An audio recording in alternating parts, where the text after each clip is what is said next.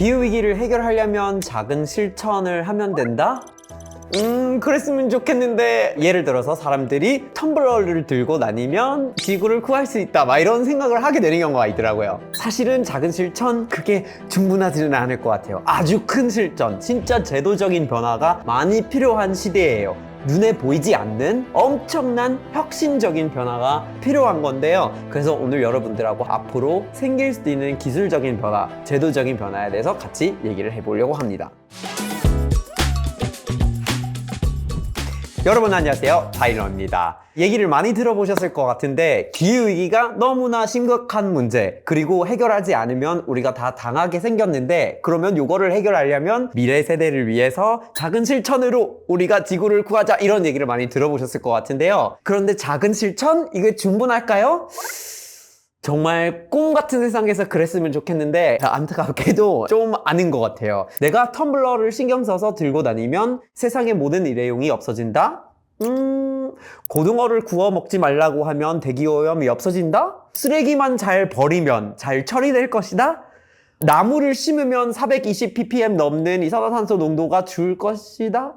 과연 그게 규모가 맞는 얘기인지는 모르겠어요.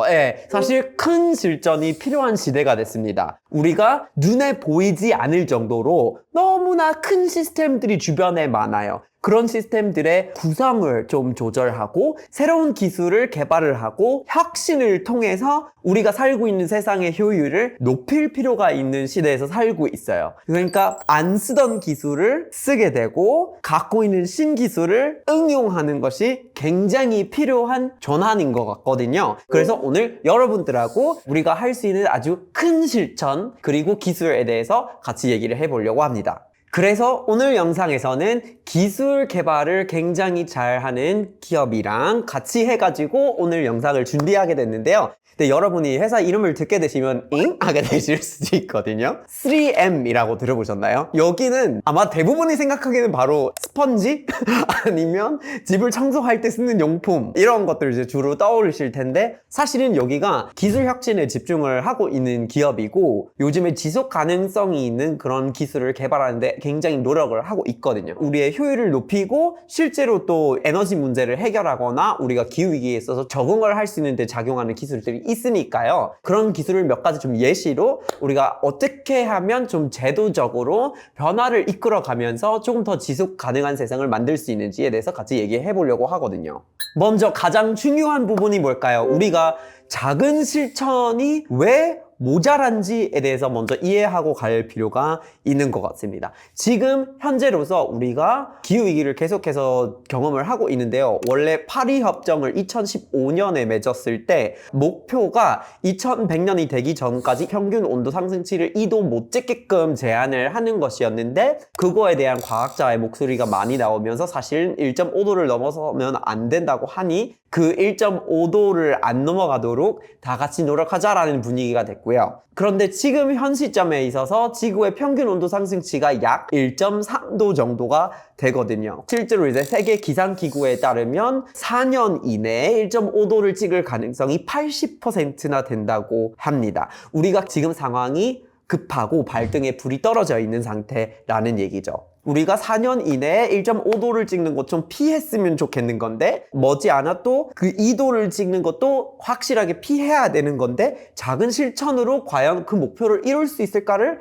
좀 깐깐하게 따질 필요가 있죠. 근데 우리가 작은 실천을 한다는 게 뭘까요? 개인적인 차원에서 활동한다는 거죠. 근데 우리가 실제로 이미 1인당 연평균의 그 이산화탄소 배출량을 측정할 수 있는 상태거든요. 전 세계적으로 1인당 4톤 정도 나가고 있습니다. 평균이에요. 그러면 나라별로 이렇게 다시 평균을 내고 이렇게 하면은 또 편차가 있을 거란 말이죠. 그러니까 한국만 두고 봤을 때 연평균 1인당 이산화탄소 배출량이 약 12톤이 되는 거고요. 미국에서 살고 있는 사람들이 1년에 내보내는 거를 보면 1인은 약 16톤이고요. 평균 4배예요. 그런데 제일 높은 것도 아니에요. 뭐 카타르 같은 나라를 보면은 막 37톤 이렇게 되게 높은 수준에 있는 나라들이 있죠.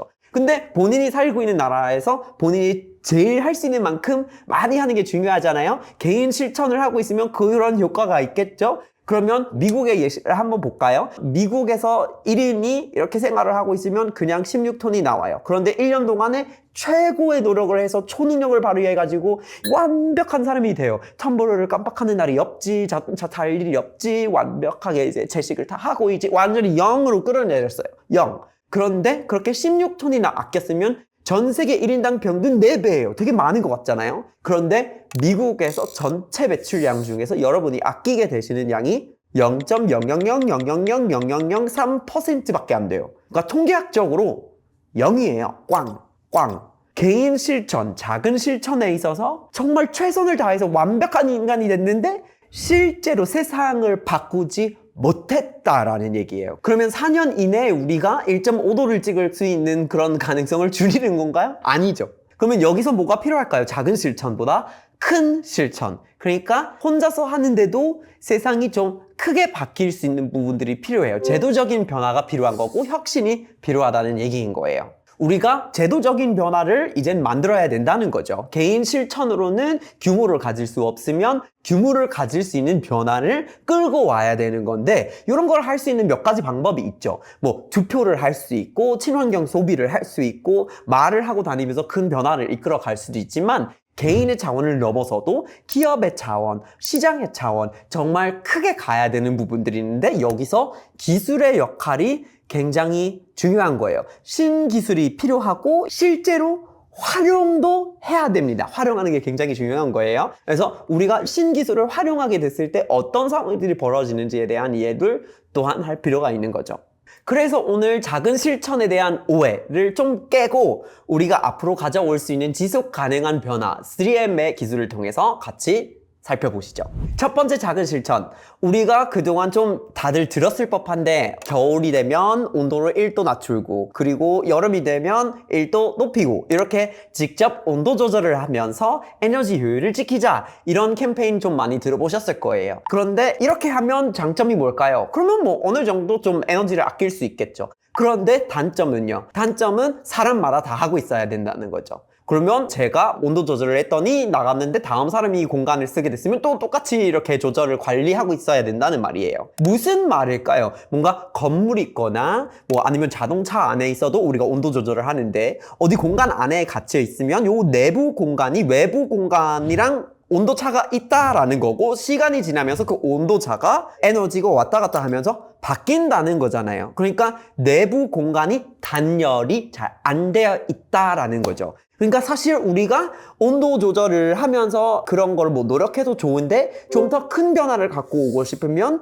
이 단열 개선을 바로 해야 되는 거죠. 단열을 통해서 우리가 공간의 에너지 효율을 높일 수 있는 방법이 굉장히 많은데요. 그 중에 하나는 창문이랑 관련된 윈도우 필름이라는 거거든요. 윈도우 필름이라고 하면 그러니까 창문 윈도우 필름이라고 하면 거기다 씌우는 필름이라고 아시죠? 처리를 한다는 거죠. 창문을 통해서 빛이 들어오면 여러 가지 빛이 있어요. 자외선이 있고 적외선이 있고 가시선이 있고 여러 가지 있죠. 근데 이런 빛들이 들어오면서 열을 가장 많이 가져오는 거는 적외선이에요.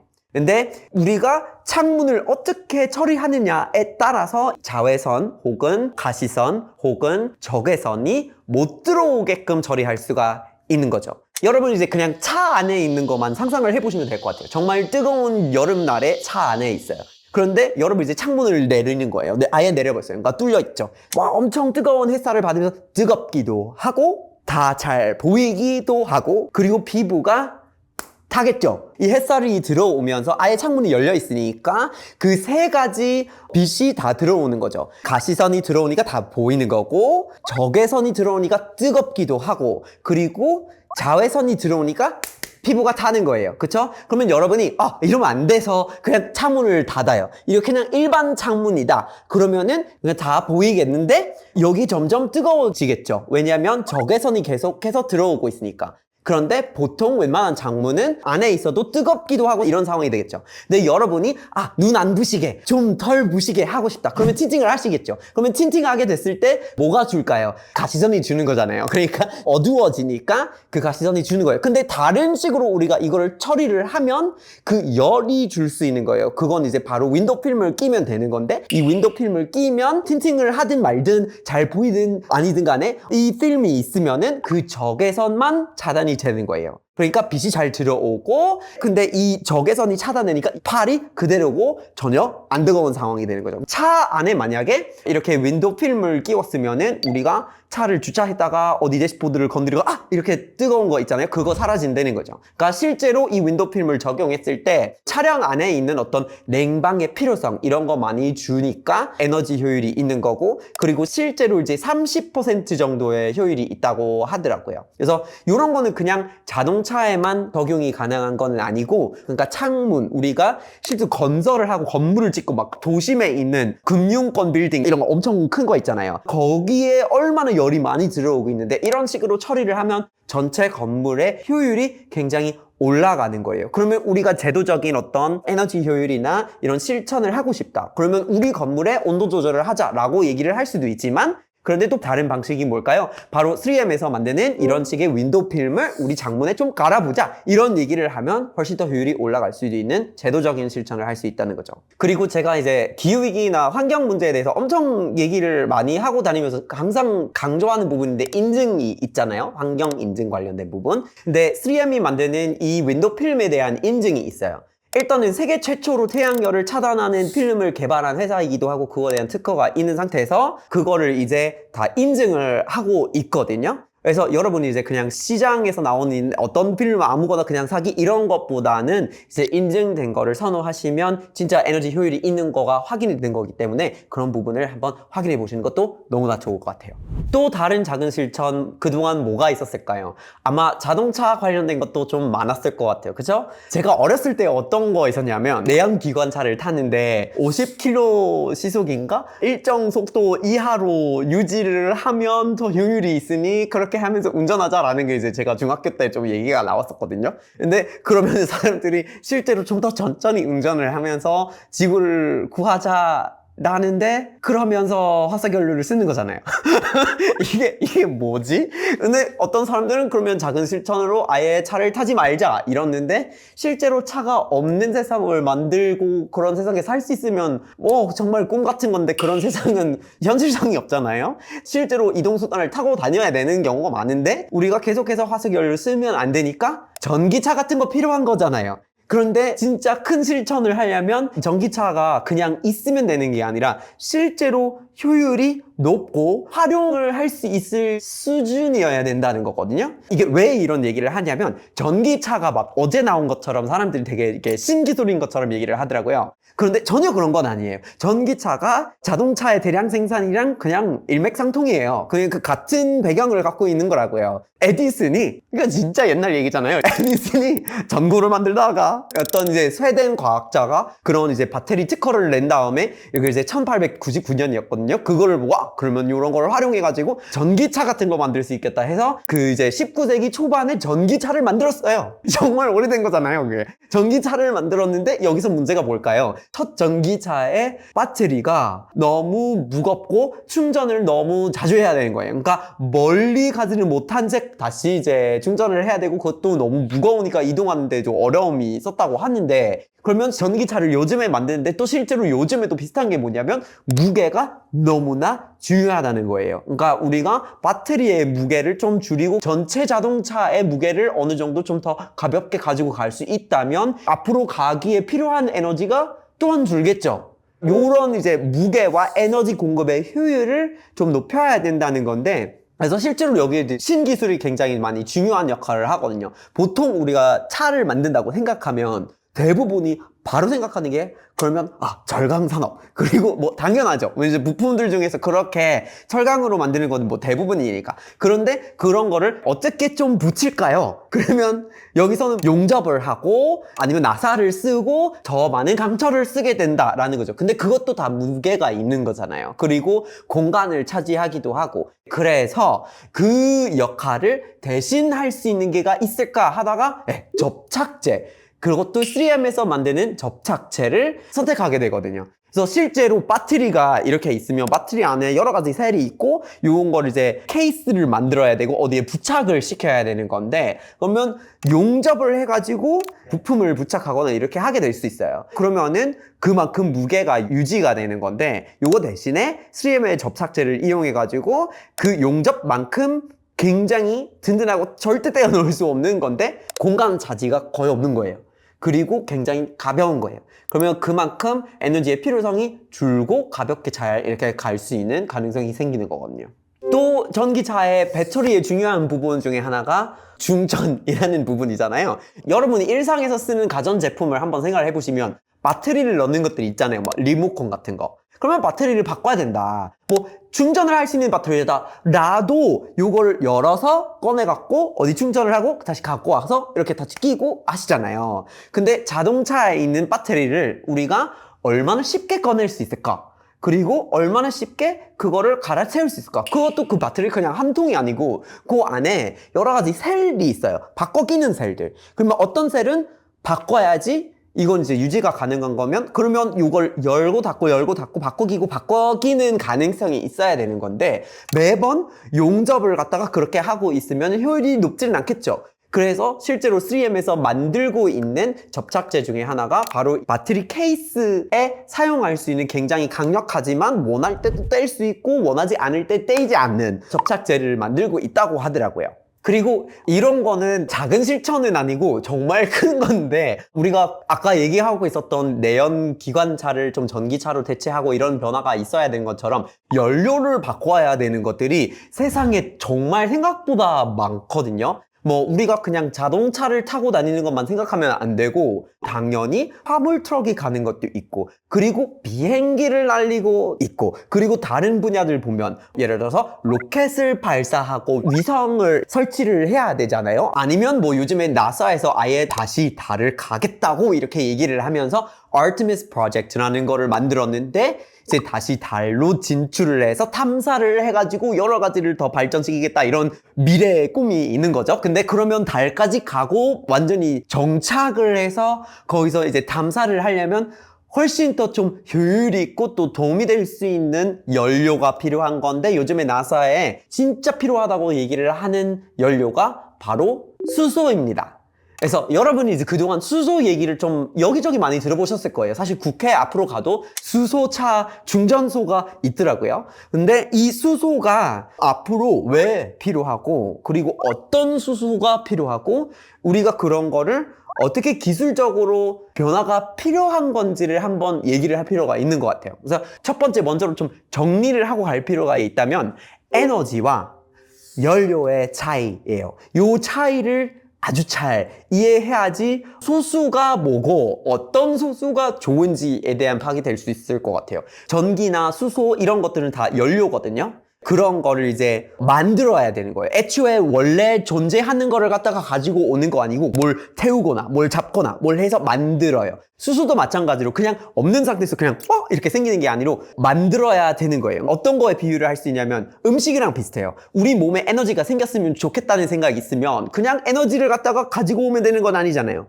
어떤 매체가 필요해요. 어떤 연료가 필요해요. 그거 만두라고 얘기를 하면 그러면 만두를 만드는 방법이 중요하다는 거죠. 우리가 만두를 끓일 수 있고 찔 수 있고 구울 수 있고 여러 가지 방법이 있죠. 근데 그거를 어떻게 굽느냐에 따라서 요 만두, 요 연료를 만드는 데에 들어가는 에너지가 조금씩 다르죠. 뭐 물을 쓰는 것도 있고 기름을 쓰는 것도 있고 조금씩 다르죠. 그러면 수소를 만드는 과정도 수많은 과정을 쓸 수가 있는데 그러면 어떻게 만드느냐에 따라 이 수소가 좋을 수 있고 아니면 안 좋을 수 있어요. 이 수소라는 연료를 만드는데 우리가 100% 화석 연료를 사용하면서 수소를 만든다. 그러면 이건 소용이 없어요. 그냥 내연기관차 쓰듯이 큰 제도적인 변화가 아니잖아요. 우리에게 필요한 거는 재생에너지를 통해서 수소라는 연료를 만드는 거예요. 그러니까 우리가 지금 군만두를 원하는 게 아니라 찐만두를 원하는 거죠. 좀 더 건강에 좋은 거. 그렇죠? 그래서 수소를 좀 깨끗하게 만드는 방법이 필요해요. 그래서 어떻게 만드느냐에 따라 수소의 등급도 있다고 하더라고요. 그래서 색깔별로 이렇게 얘기를 하는데 정말 너무 색깔이 많거든요. Black hydrogen, gray hydrogen, brown hydrogen, pink hydrogen, blue hydrogen, green hydrogen 아니 무슨 무지개를 그리는지 너무 복잡하거든요. 근데 그런 색깔들이 다 있는 게 어떤 에너지를 이용해 가지고 만들었느냐에 대한 얘기거든요. 어떤 방식으로 제조를 했느냐에 대한 얘기예요. 그래서 어두우면 어두울수록 뭐 black, gray, brown 이런 것들은 탄소를 태우면서 하는 거죠. 뭐 석탄, 천연가스, 화석연료를 이용하면서 이산화탄소가 발생하는 과정을 통해서 수소를 만드는 건데 요거를 원하는 건 아니잖아요. 그래서 뭐 조금 나은 거 blue hydrogen이라는 거 있죠. 파란색. 그냥 기존 화석연료를 쓰지만 탄소 포집 기술을 이용해 가지고 이산화탄소 배출량을 줄인다는 거죠. 그러니까 낫기는 하지만 사실은 완전한 해결책까지는 아닌 거예요. 우리가 완전한 해결책을 통해서 좋은 수소를 가지고 진짜 깨끗한 세상에서 살면서 그 연료를 활용을 하려면 green 수소가 필요한 거예요. 그린 수소가 어떤 걸까요? 이산화탄소 발생이 그렇지 않은 재생에너지를 통해서 만든 수소를 말하는 거거든요. 그래서 그런 그린 수소의 도입 가능성이 너무나 중요해요. 그런데 그 그린 수소를 만들 수 있잖아요. 그런 기술이 존재하잖아요. 그러면 이 그린 수소를 잘 보관하고 잘 유통하고 잘 활용을 할 수 있어야 효율이 있는 거예요. 그래서 그 실현 가능성을 돕는 부분 중에 하나가 바로 3M에서 만드는 너무나 신기하고 어떻게 보면 이런 걸 도대체 어떻게 생각했는지 싶은 glass bubble이라는 기술이거든요. 저는 이런 얘기를 들었을 때 너무 충격받았어요. 이건 진짜 막 무슨 예술 작품 같은데 도대체 어떻게 기술적으로 좀 응용이 되고 그럴 수 있을까 좀 충격적이었는데 어쨌건 glass bubble이라는 게 뭔지에 대해서 먼저 말씀드릴 필요가 있어요.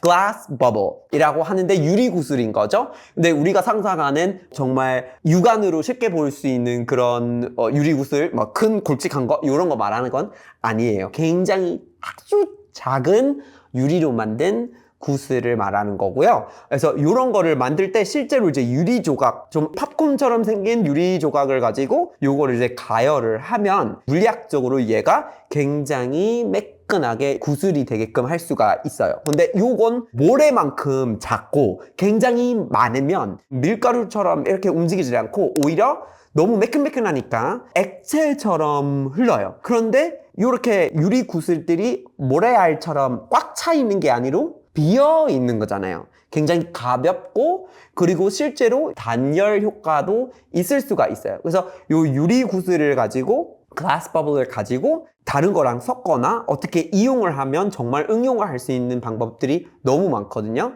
그런데 바로 그 단열 기능 때문에 우리가 green hydrogen을 도입하는 데 활용을 할 수 있게 되는 거죠. 그래서 하이드로젠이 이렇게 수소가 우리가 이용을 하려면 유통을 할 때 얘를 굉장히 심각하게 냉각을 시켜야 되거든요. 그러니까 우리가 상상할 수 없을 정도로 추워야 돼요. 마이너스 250도 C가 돼야 되는 건데 그걸 켈빈으로 말하면 켈빈 20도거든요. 그러니까 우주가 켈빈으로 0이면 그것보다 20도만 높게 굉장히 차갑게 유지를 해야 된다는 얘기예요.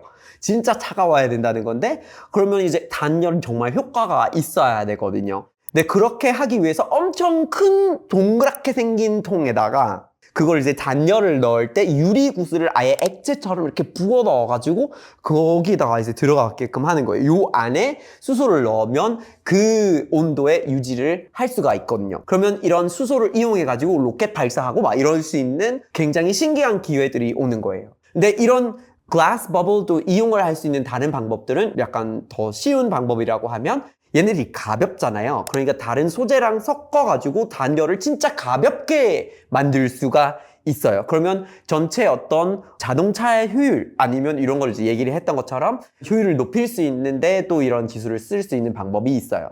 우리가 전반적으로 이렇게 기후위기를 해결하려면 그냥 작은 실천보다 이렇게 온도 조절을 하고 그러는 것보다 단열재를 개선해야 되는 것처럼 더 큰 제도적인 변화가 많이 필요하잖아요. 근데 3M이 이렇게 갖고 있는 기술을 가지고 그냥 스펀지만 만들고 이러지는 않고 물론 포스트잇도 너무 잘 만들고 있지만 그런 것만 하지는 않고 갖고 있는 기술이랑 능력을 좀 더 큰 솔루션에도 도입을 하고 있잖아요. 윈도우 필름도 만들고 글라스 버블도 만들고 용접 대신 접착체를 사용할 수 있는 방법도 고민을 하면서 이렇게 지속 가능한 기술 솔루션을 많이 도입을 하고 있어요. 그래서 우리도 좀 작은 실천보다 이런 큰 실천을 선택하고 또 지지할 필요가 있는데 계속해서 기업들이 여러 가지 고민을 하고 있겠죠. 어떻게 하면 더 효율을 높이고 어떻게 하면 화석 연료의 임팩트를 줄이고 이런 거를 할 수 있는지를 보이지 않는 데에서 많이 개선을 하려고 노력을 하고 있지만 우리가 소비자로서 그런 거를 손잡고 같이 응원을 할 필요가 있는 것 같아요. 그래서